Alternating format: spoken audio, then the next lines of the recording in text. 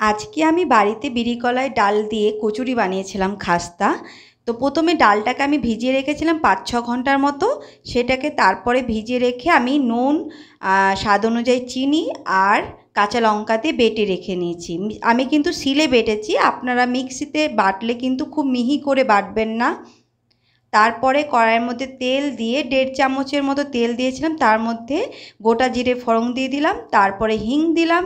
হিং দেওয়ার পর ডালটাকে ভালোভাবে শুকনো করে নামিয়ে নিতে হবে। নামাবার আগে ভাজা মশলা দিয়ে আমি নামিয়ে নিলাম। তারপরে ময়দাটাকে আমি ময়ান বেশি করে দিয়ে মেখে নিয়েছি। লুচির যেমন আমরা ডোটা বানাই সেইভাবেই ডোটা মাখতে হবে।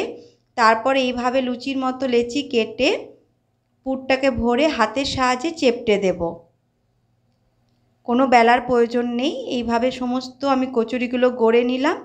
এবার কড়াইয়ের মধ্যে তেল দিয়ে দিয়েছি। তেলটাকে হালকা গরম করে লো টু মিডিয়ামে রেখে কচুরিগুলোকে ভেজে নেব। কচুরিগুলো ভাজতে আমার 10 মিনিটের মতো টাইম লেগেছে। একটু আস্তে আস্তে ভাজতে হবে, গ্যাসের ফ্লেম বাড়ানো যাবে না। এইভাবে দেখুন 10 মিনিট হয়ে যাওয়ার পর লাল লাল এরকম যখন হয়ে যাবে তখন কচুরিগুলো আমরা সার্ভ করে দেব।